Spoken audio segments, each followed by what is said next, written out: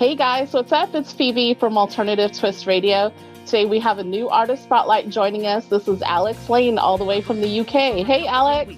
Hey Phoebe, how you doing? Good, how are you? This is so fun. Great, thank you. How are you? Good. I'm so happy you were able to come on and all the way from the UK. It's crazy. It's 6 p.m. here. It's dark. It's raining. What's it like over there? It's a little bit dark and it's not raining quite yet, but yeah, I think we have the same weather going on today. It's great. It's not nice out at the moment. Just want to snuggle up with a cup of tea. Do you do a cup of tea over there in America? Is the cup of tea, is that a thing over there? Or is that so British of me to do that? It's coffee here. People love coffee here. Yeah, it's and a biscuit to put in. None of that. Yeah. I don't know. Sometimes they do, maybe they do. Other ones they don't, but we love our caffeine. So that's the same thing that we do over here. We've already got something in common. It's crazy. We've not even a minute. And the rain as well. That's right. Too funny. So tell me, you sent your music to me, Map It Out. I really love it. How did you go about writing Map It Out, and what was the inspiration behind the music? Well, thank you for listening to it, first of all. That's awesome. The fact you're over the other side of the world and you've listened to my song is crazy. So thank you so much for listening. To be honest, I find myself more of a songwriter than anything else. So I was, back in 2020, I hit a writer's diversion, I like to call it. Other people call it a writer's block. Well, I call it a writer's diversion, because if you call it a block, you're blocked. So it's like you can't go anywhere. So I call it a writer's diversion. And to me, like, a writer's block is when you can't find inspiration internally. So I always try and find inspiration outside of myself. So my spidey senses are always tingling when I'm looking for outside inspiration. So that means I'll be listening to loads of music, I'll be watching a hell of a lot more TV, listening to interviews of my favourite artists and songwriters. And even, it sounds weird, but listening to people's conversations, not like a proper like eavesdropping, but just you might be able to hear like a phrase or something. Oh, that's good. And you're like noting down on my phone. But I Monday to Friday, I'm a parcel delivery driver, package delivery driver. And as I was walking in the morning at work, I heard someone say, you need to put your deliveries in order, map it out. I don't know who said it, but I heard that phrase, map it out. I was like, oh, okay. But I wrote that down, but then I had to do my 4 days of work. So I didn't want to sing anything to do with Map It Out because I didn't have my guitar with me in the van. So I thought if I start singing something now, I'm going to start getting attached to something. So I went home that evening, had a bit of dinner, sat down with the guitar, and I played out that first bit, the first bit of the chorus. And I was like, I like this. This feels good. And I wrote the first verse, the pre-chorus and the chorus in a matter of about 10 minutes.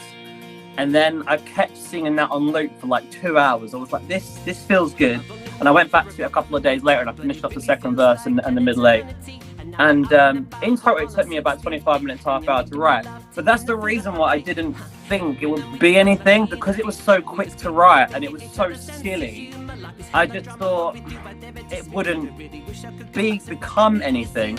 And I released like an acoustic project for like more of my friends and family to see like what I was doing. Like an acoustic project had like 8 songs on it, and Map Out was one of the songs. And of all the songs on the project, I did not think for a second Map It Out would be the one that people would be singing along to. And it was only until I was going to work or going to social events with my friends and people would go up to me going, Map It Out, Map It Out. I was like, what? Wait, what? That song? So I took that song, because it was just an acoustic version of that track. I took that song to the studio to put some meat on the bones, add in the bass, add in the guitars, add in the drums. And when we brought the song to life, I was like, okay, the people have spoken. I think they're right here, because I would never have recorded that song. But the people done it. And even now, like, I've written so many other songs that people just keep coming to me and going, oh, map it out. And but the songwriter part of me is just like, but the rest of me is just like, that's pretty cool. Okay, you can sing my cheesy song. So that's how it all came about. It was just listening to people. So yeah, when I heard the song, I was like, and yeah.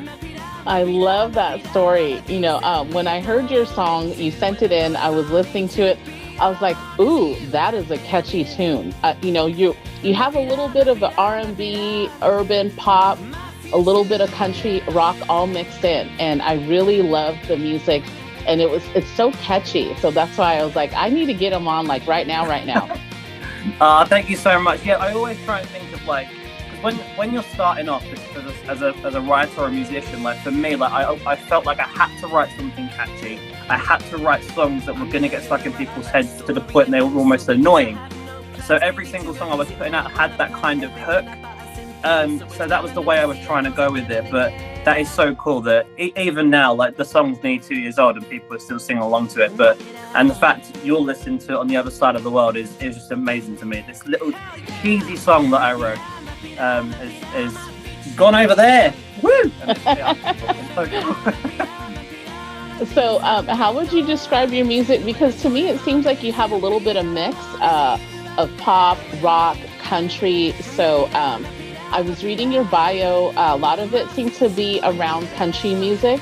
So how does a British guy like yourself start writing American country music? To me, that's very interesting. Very, very interesting. And how has that influence helped you write music? This is actually quite funny. I've never told anyone this story because I don't want people to go, really?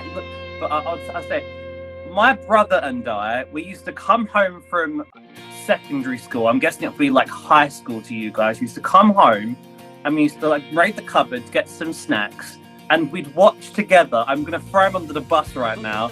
We used to watch Hannah Montana. We did. I swear to God.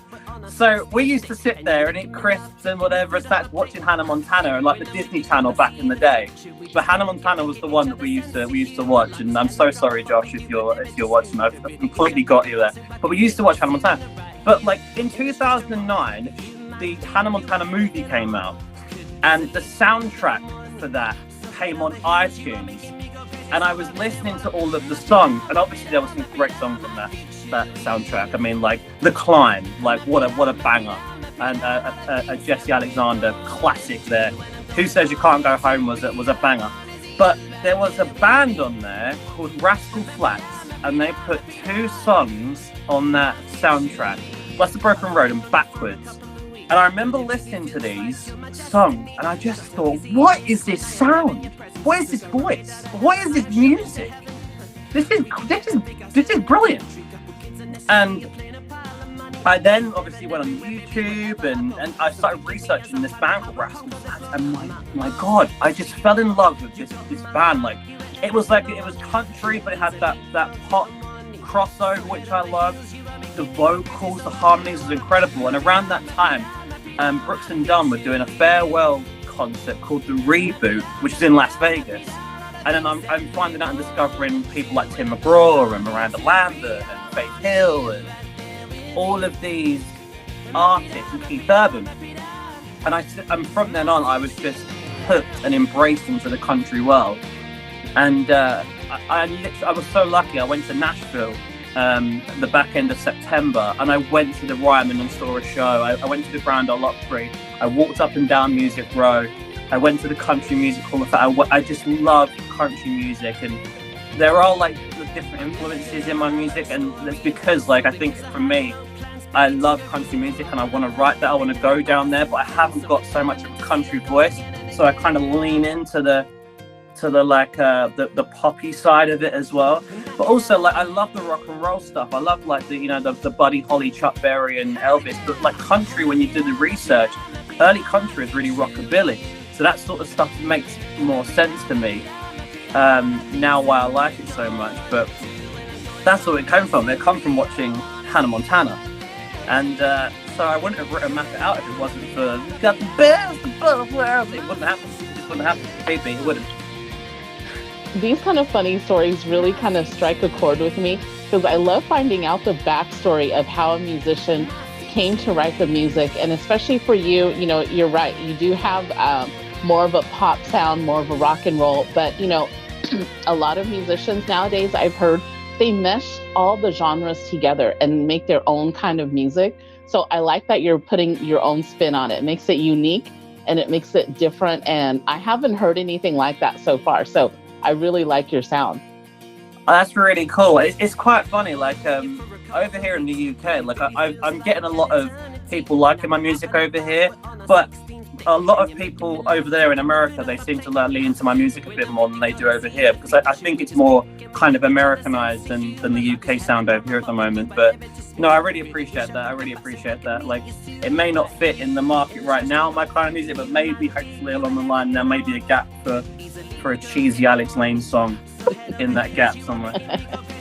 And I always find that funny that people outside of the US seem to get a lot more play because it's different, it's exotic. You know, oh, he's from the UK, he's a British guy. You know, it's a British band.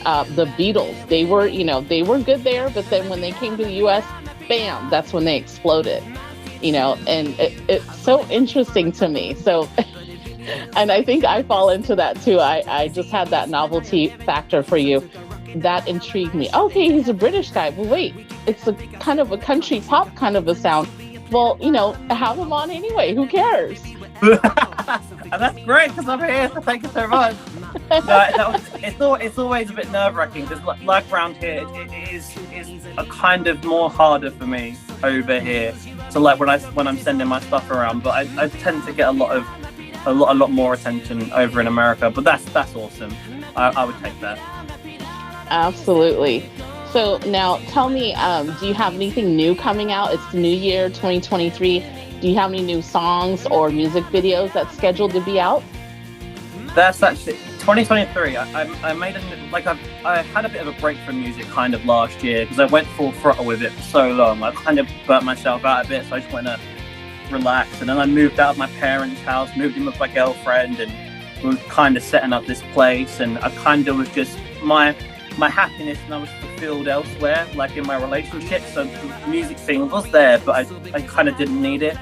But I went into the new year and I was like, I need to have a big year of music because I kind of begun to miss it slightly. And I have recorded and filmed a music video already. That should be out soon. I'm not going to put a date out because it may not happen on that date. So, and I don't want to jinx it or anything. But there's definitely a music video coming out. There are going to be 2 new songs coming out stagnant throughout the year. And they're going to be like leaned into more country this time. They're going to lean slightly more into there. So all of like the rock and roll, the pop, the country, we're going to be doing one of them. And so that should be cool. And I'm also going to be working on like a show as well. Like I'm going to be co-hosting a YouTube show as well to for local artists to come on and stuff, but that's in the early stages as well. So there's a lot going on.